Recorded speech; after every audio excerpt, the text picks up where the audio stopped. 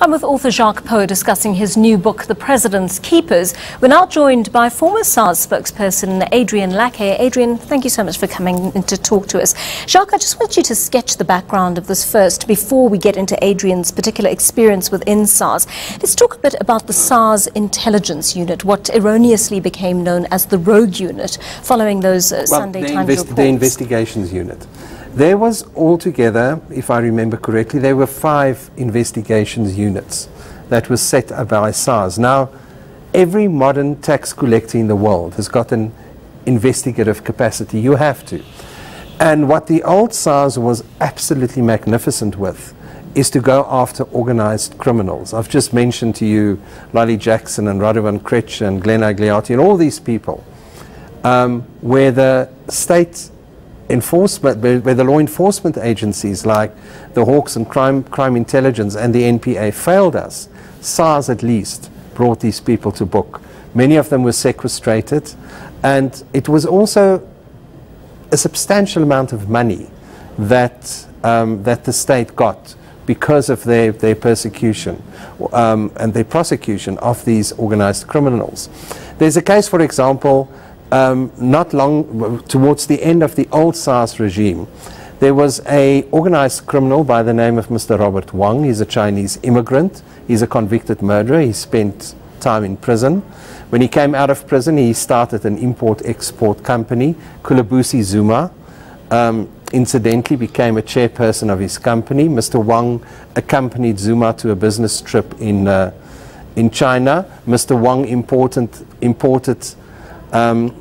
ANC T-shirts for the organization during the 2014 elections. Mr. Wang had an initial tax bill of 1 billion rand. It must have grown to 3 billion rand by now because of taxes and interest and whatever. As far as I know, Mr. Wang's tax bill has never been settled. Because what's happened in SARS, all these organized criminals that were nailed by SARS, after Tom Moyane became the SARS commissioner, these people came to SARS and said, we were investigated by a rogue unit. This investigation against us couldn't have been legitimate. And SARS has been in a terribly difficult position since then, because they can't say to the people there was no SARS unit, it was a lie. You know, so you have new audits and deals are being made and tax bills are not being settled. Adrian, I want to bring you into the conversation here because you had a very personal experience of what things were like at SARS under the previous commissioner versus Tom Moyane. You're now currently in a labour dispute with them, arguing constructive dismissal, and I know that's still ongoing.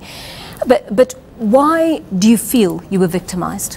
Good afternoon, Joanne. Again, thank you very much for the opportunity to participate in this program. And if you'll allow me to congratulate Mr. Poe for what I think is a very courageous and brave effort on his part to put to book what I believe to be credible and verifiable facts about the rot in our public institutions, including the South African Revenue Service, and outlining the many number of public servants who, like myself and my former colleagues, have suffered tremendous harm to their reputations, but also to their career prospects. And many of them are named in this book, and many of them are not named. Many still continue or try to continue to serve our public institutions under very difficult circumstances, whether it's in the security agency, in crime intelligence, in the police, or the revenue services. And I think what we've seen, and what is also highlighted in this book, is that from 2014 in particular, you had very determined efforts to erode independent investigative capacity of state law enforcement institutions, including the Revenue Service. And that, in essence, is what happened to SARS. It happened at the Hawks. It happened previously to the National Prosecuting Authority. It happens to the Police Crime Intelligence. And we're now at a point where, when we look at the medium-term budget policy statement, for example, of 25 October 2017, we're sitting with a huge revenue problem. And that becomes a fiscal problem for our country. So when you have a situation where you have eroded the investigative capacity of your revenue service, you have instituted a purge like we've never seen before at a a public institution in this country as we saw at SARS, you now have an institution that has lost its most credible and respected investigators and tax administrators, and that now translates into a money problem for our country. I want you to tell me how you experienced that on a most personal level while you were working there. Well, I've been on record as saying that all the trouble with allegations of a rogue unit in SARS started in October 2014, and as Jacques argues in his book, that coincides with the appointment of Tom Moyane as a SARS commissioner.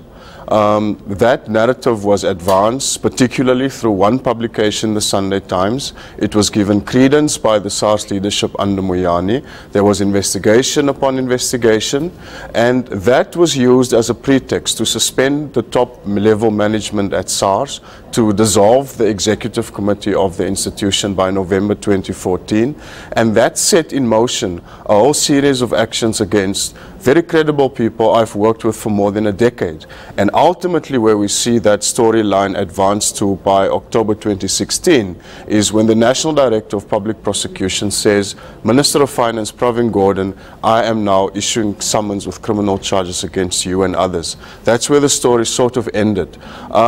And all of that you can trace back to 2014 to this rogue unit story in SARS, which ultimately was used as a basis to really erode the institution's independence and the work of experienced investigators that worked there for many years.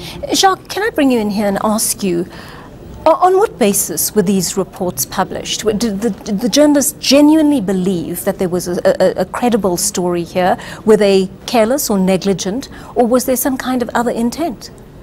Well, I had a bit of an interaction with one of them, Stefan Hofstadter, on Radio 702 earlier today, where he came in because I'm very hard on the Sunday Times in the book for their role in the destruction of SARS. And he came into the studio today to try and defend himself.